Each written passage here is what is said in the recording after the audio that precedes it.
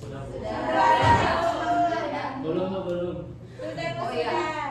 Yang belum itu harusnya kita memulai kegiatan berkuliah atau mengikuti perkuliahan itu harus dengan badan yang fit, harus dimulai dengan sarapan gitu ya.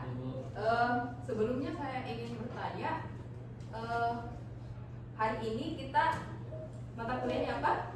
Pasar modal. Ya, jadi hari ini kita mata kuliahnya itu berkaitan dengan mata kuliah pasar modal ya. Sebelum kita mulai, kita awali kegiatan perkuliahan kita itu dengan membaca doa terlebih dahulu ya. Ada salah satu yang bisa jadi volunteer di sini untuk membaca doa kali ini. Oke, silakan Sarul. Sebelum kita mulai perkuliahan hari ini, sebaiknya kita berdoa dulu. Doa kita mulai. Bismillahirrahmanirrahim. Rabbi zidni ilma warzuqni fahma. Amin. Doa selesai. Alhamdulillah, hari ini kita sudah masuk ke pertemuan ke-7 ya.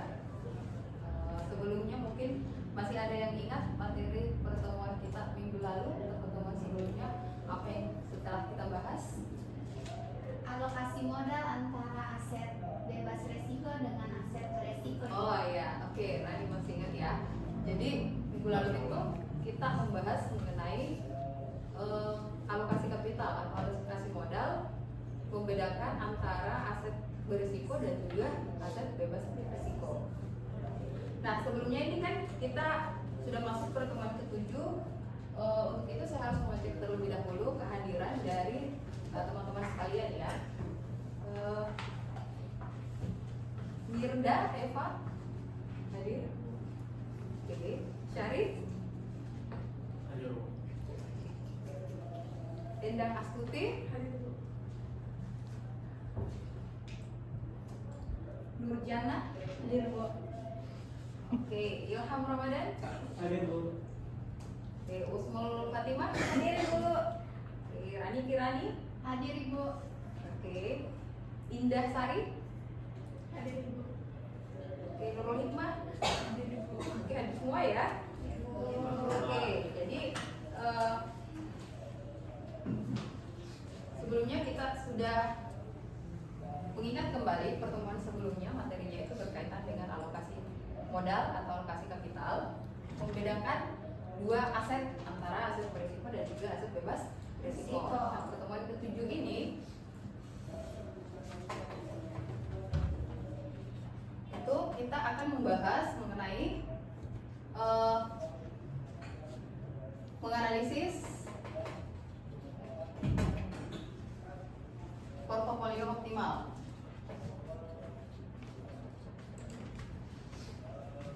Ini portofolio optimal yang menggabungkan antara aset berisiko dan bebas risiko. Oke, jadi untuk materinya hari ini membahas mengenai bagaimana menentukan atau menghitung suatu portofolio optimal. Jadi saya mengingatkan kembali, portofolio optimal itu penting untuk kita analisis agar supaya kita punya pandangan bagaimana investasi kita yang optimal nantinya. Karena seorang investor itu harus menginginkan di tingkat return yang optimal, dalam hal ini yang maksimal dengan tingkat risiko yang serendah mungkin. Jadi optimalnya di sini ini adalah membandingkan antara tingkat return dan juga tingkat risikonya.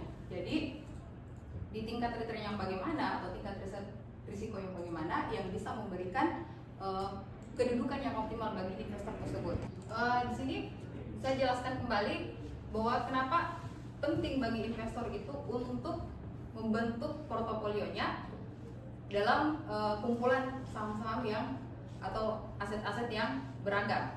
Jadi portofolio ini adalah suatu kumpulan atau suatu investasi yang menggabungkan beberapa aset gitu dengan tujuan pengoptimalan yang tadi seperti itu.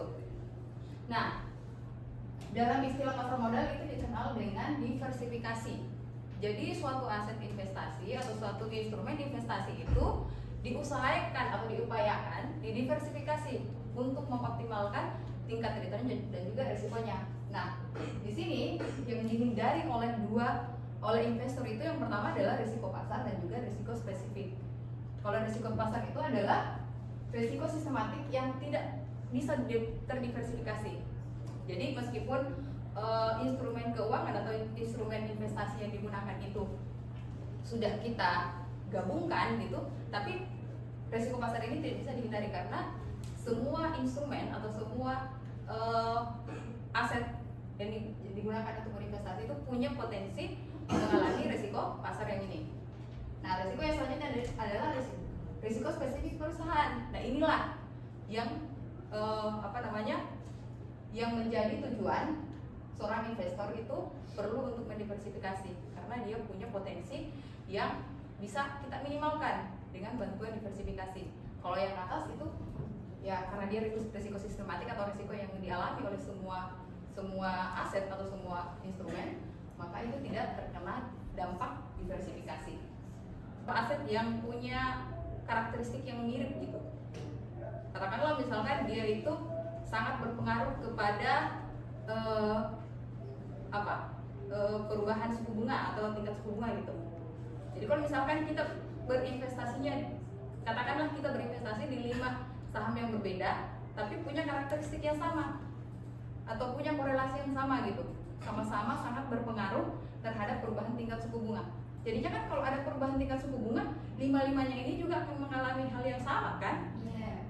Jadi tujuan diversifikasi kita tidak akan tercapai karena yang harusnya diversifikasi itu adalah untuk meminimalkan resiko-resiko yang tadi ternyata tidak tercapai karena kita berinvestasinya itu di saham-saham yang punya karakteristik atau kemiripan korelasi yang sama. Kemudian kovarian dan koefisien korelasi itu menyediakan ukuran yang berbedanya tingkat return dari dua buah aset. Jadi kalau di statistik mungkin kenal ya korelasi kovarian, koefisien korelasi dengan kovarian. Ada yang tahu besaran koefisien korelasi itu berapa? Dari -1 sampai dengan 1. Ada yang punya interpretasi mengenai koefisien korelasi ini? Ada yang bisa? Apa sih? Ini artinya dari -1 sampai 1 itu sebenarnya? Oke, taruh. Kalau misalnya korelasinya itu mendekati -1, artinya dia hubungannya itu timbal balik ke apa sih istilahnya? Dia kayak terbalik gitu. Misalnya kalau misalnya suku bunga itu turun, bisa saja harga sahamnya itu dia naik. Kalau misalnya suku bunga naik, maka bisa saja harga sahamnya itu dia turun. Itu kalau misalnya korelasinya mendekati -1. Oke. Kalau misalnya korelasinya positif, misalnya harga suku bunga naik, maka harga sahamnya juga ikut naik. Kalau suku bunga turun, berarti harga sahamnya juga ikut turun. Ya, jadi antara positif dengan negatif ini punya makna tersendiri ya. Jadi kalau misalkan nilai koefisien korelasinya itu minus, itu menandakan bahwa dua hal ini, katakanlah A dan B ya, saham A dan saham B ini memiliki hubungan yang kebalikannya gitu. Jadi kalau misalkan saham A turun, saham B saja punya potensi dia naik gitu. Kalau dia korelasinya positif 1, artinya dia sangat-sangat berhubungan. Yang satunya turun, semuanya juga ikut turun gitu ya. Jadi ini makanya kovarian dan koefisien korelasi itu menyediakan ukuran berbedanya return dari dua buah aset. Jadi memperlihatkan ke kita karakteristik atau ciri-cirinya dari dua buah aset yang berbeda tadi. Bagaimana sih karakteristiknya atau bagaimana dia punya perilaku. Ada yang perilakunya kalau misalkan saya ambilkan contoh tadi dua buah saham gitu ya. Kalau misalkan saham A dan saham B, kalau dia perilakunya itu mirip banget, berarti dia itu punya koefisien korelasi yang positif. Itu sama-sama berpengaruh terhadap satu faktor tertentu. Oke? Nah, coba di sini kita melihat ada suatu permasalahan dari suatu portofolio yang dibentuk dari dua mutual fund. Yang pertama itu hutang atau obligasi ya, debt di sini. Itu itu adalah utang atau obligasi. Terus yang kedua adalah equity, equity-nya itu saham. Dengan informasi seperti yang diperlihatkan di atas. Yang mana kalau untuk obligasinya itu expected return-nya 8%, standar deviasinya 12%. Itu maksudnya kalau si saham ini memberikan tingkat return 8%, tapi si saham, mohon maaf, obligasi tersebut itu memberikan tingkat return 8% dengan tingkat risiko yang 12%. Sedangkan untuk saham ya, expected return-nya itu 13%, sementara risikonya itu 20%. Jadi ini karakteristik atau informasi yang diberikan dari dua sekuritas yang berbeda, dari dua mutual fund yang berbeda. Nah, informasi yang lainnya itu adalah covariance antara return debt dan juga equity tadi itu adalah 0,72 kalau nggak tadi. Dan koefisien korelasinya itu adalah 0,3. Ini. Nah, di sini yang akan ditanyakan itu adalah bagaimana sih kita menghitung tingkat return portofolio dari dua sekuritas seperti ini. Nah, dari informasi yang tadi ininya itu kita ketahui ya. Ini ada ya informasinya di situ. Berapa? 8%. 8% yang ini 13%. Gitu. Berarti kita butuh ini. Gitu kan? Nah, butuhnya itu bagaimana sih kita menghitung expected return kalau misalkan ada beberapa pilihan bobot gitu. Katakanlah kita punya 100 juta dan kita mau tahu kira-kira 100 juta ini berapa sih proporsi yang harus saya alokasikan untuk saham dan juga untuk yang obligasi.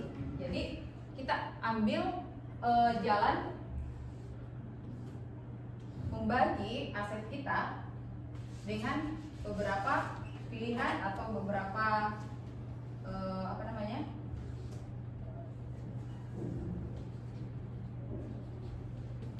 Jadi kita membagi aset kita dengan beberapa pilihan tertentu.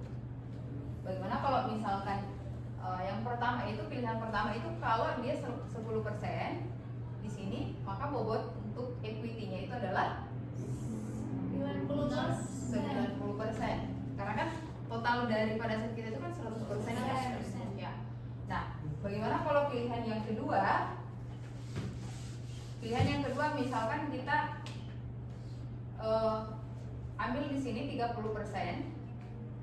untuk bobot obligasi dan 70% Untuk saham. Atau di sini 50% obligasi, 50% saham. Dan yang terakhir mungkin di sini 80% obligasi, 20% saham. Jadi teman-teman boleh atau bisa tampilkan untuk pilihan 1, 2, 3, dan 4 ini, kira-kira dari 4 pilihan pembobotan seperti ini, yang mana yang kira-kira memberikan tingkat return portofolio yang paling optimal?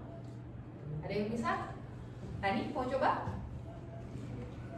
Jadi akan ada nanti 4 expected return yang akan kita peroleh ya. Jadi nanti akan terisi kayak gini.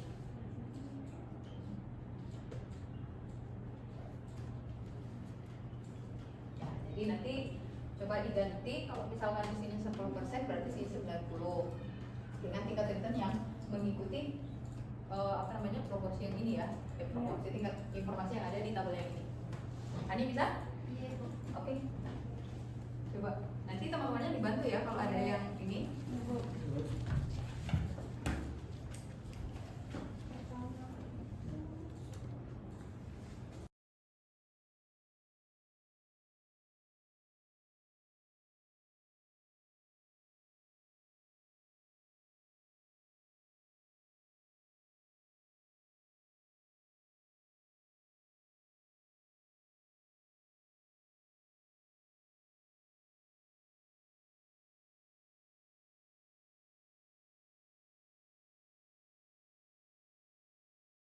Ini ada yang jawabannya berbeda atau ada yang lain?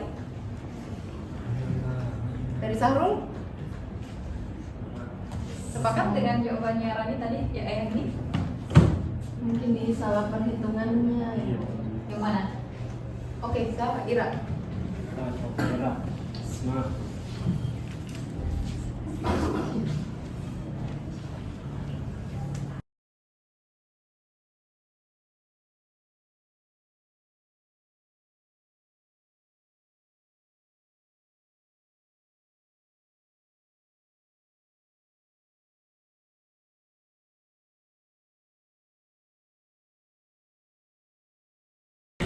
Oke.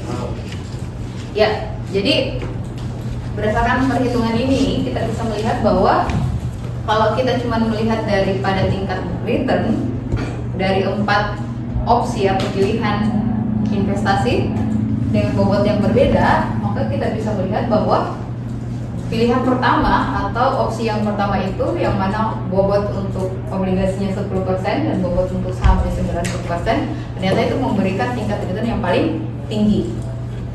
Gitu. Dari 4 pilihan yang berbeda. Yang paling tinggi itu tingkat returnnya adalah yang 0,0125. Nah, cuman kan masalahnya kadang menilai suatu portofolio itu kan kita tidak hanya melihat dari tingkat return yang dihasilkan saja, tapi kita juga harus melihat bagaimana dengan tingkat risikonya. Ada teman-teman yang bisa lihat kira-kira tingkat risiko dari masing-masing pilihan atau opsi yang diberikan itu seperti apa. Jadi di sini karena kita punya, maaf, spidolnya mana ya? Ya, jadi di sini kita perlu perhatikan juga sigma P-nya atau standar deviasi dari pada portofolio tersebut. Nah, ini yang mana kita tahu menghitung standar deviasi portofolio itu sama dengan ini. Itu sama dengan bobot kuadrat dikali dengan Standar deviasi. standar deviasi kuadrat ditambah bobot equity kuadrat dikali standar deviasi equity kuadrat ditambah dua kali bobot D bobot E dikali covariance RD RE. Nah, ini tinggal kita masukkan saja. Well, untuk yang pilihan pertama berapa standar deviasinya untuk portofolio tersebut? Jadi ingat ya, ini tuh yang didapat di sini adalah varians ya. Nah, kalau kemudian ditanyakan standar deviasinya berarti harus kita akarkan dulu, gitu ya. Coba Sarul untuk pilihan pertama ya. Terus yang lain dicoba untuk pilihan kedua dan ketiga ditentukan standar deviasinya berapa. Untuk nanti kita bisa bandingkan antara tingkat return dan juga tingkat risiko dari masing-masing pilihan itu yang kira-kira memberikan nilai yang optimal itu yang mana. Oke, untuk yang pilihan pertama sudah didapatkan untuk tingkat risiko portofolionya itu 0,182. Ada yang mau menambahkan untuk yang pilihan kedua, ketiga dan keempat? Nomor 2 itu. Oke. Usmul pilihan yang kedua ya, tingkat risikonya. Kemudian yang ketiga siapa? Saya bisa. Oke, Ilham. Terus yang keempat? Oke, Nurfadila ya. Jadi nanti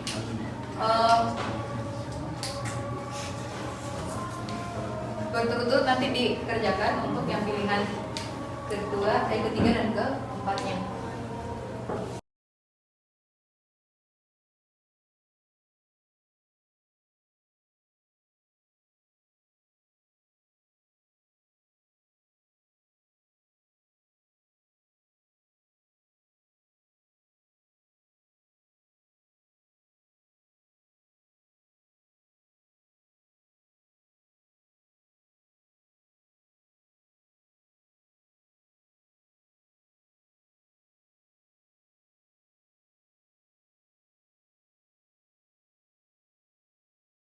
Jadi di sini sudah kelihatan bahwa dari 4 pilihan skema investasi dari 2 aset yang berbeda itu kelihatan bahwa pilihan dari 4 pilihan ini kira-kira yang layak untuk dipertimbangkan itu adalah pilihan yang keberapa? Kalau yang pertama itu kan dia tingkat returnnya 12%, tapi resikonya 18%. Sementara pilihan kedua returnnya itu 11,5% dengan tingkat risiko sebesar 15,5%. Sementara pilihan ketiga itu tingkat returnnya itu 10,5% dan tingkat risikonya sekitar 13%. Dan pilihan yang terakhir itu adalah dengan tingkat return 9%, risikonya itu adalah 10,8%. Jadi kira-kira dari 4 pilihan ini, yang mana yang layak untuk dipertimbangkan oleh seorang investor?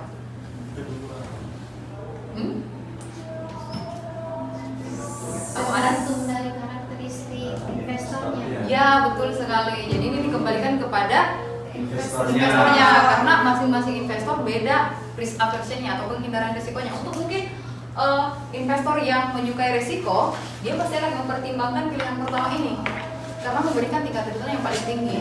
Tapi kalau mungkin untuk skala investor dengan tingkat penghindaran risiko yang tinggi, artinya dia tidak menyukai risiko, bisa saja dia mungkin akan mengambil pilihan yang ini, gitu. Karena dia akan mempertimbangkan bahwa dari keempat pilihan ini, pilihan keempat itu adalah risikonya paling rendah, gitu ya. Jadi ada yang bisa menyimpulkan dari pertemuan perkuliahan kita hari ini mengenai optimasi atau portofolio optimal ini? Simpulkan tuh bahwa kita perlu membagi dana kita atau mendiversifikasi agar risiko yang diperoleh nantinya itu berkurang dibanding dengan ketika kita memilih sekuritas dengan karakteristik yang sama. Oke. Ada yang mau menambahkan? Mungkin dari sebelah sini, Rani?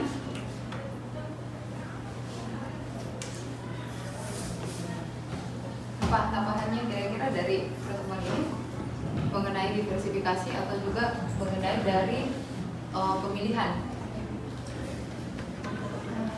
Menurut saya sebelum kita mengalokasikan dananya lebih baik investor tersebut harus mempelajari karakteristik dari saham tertentu atau aset tertentu yang ingin dialokasikan dananya, agar risiko yang dia dapatkan itu tidak terlalu tinggi dengan return yang dia dapatkan itu cukup baginya gitu untuknya. Ya, cukup memuaskan untuk itu. Dari hari ini kita membahas mengenai analisis portofolio optimal itu adalah kita ingin melihat dari sekian pilihan-pilihan investasi yang lain, dalam hal ini pilihan sekuritas, maka kita punya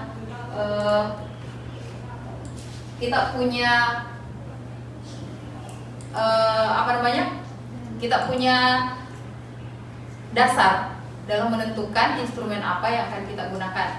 Yang pertama itu karena ada dasar diversifikasi yang tadi, bahwa kita harus mendiversifikasi aset kita atau mengalokasikan aset kita itu di dalam instrumen-instrumen yang berbeda. Nah, menginvestasikannya atau mendiversifikasinya itu ada pilihan atau ada dasar tertentu, yaitu bahwa kita harus memilih aset-aset atau instrumen yang memiliki korelasi yang berbeda gitu. Sehingga ketika portofolio kita terbentuk, maka portofolio kita itu betul-betul portofolio yang memenuhi syarat perdiversifikasian yang tadi. Nah, terus berkaitan dengan pemilihan berdasarkan bobot yang ini, itu kita punya kesimpulan bahwa antara investor yang satu dengan investor yang lain itu memiliki tingkat penghindaran risiko yang berbeda-beda, sehingga untuk proporsi yang berbeda itu akan memberikan satisfaction atau kepuasan yang berbeda juga untuk investor yang lain. Tidak ada lagi pertanyaan untuk hari ini? Cukup ya? Oke, sebelum kita mengakhiri, mari kita menutup pertemuan kita dengan membaca Alhamdulillahirrahmanirrahim. Semoga perkuliahan kita hari ini memberikan ilmu yang nantinya bermanfaat bagi kita semua. Amin.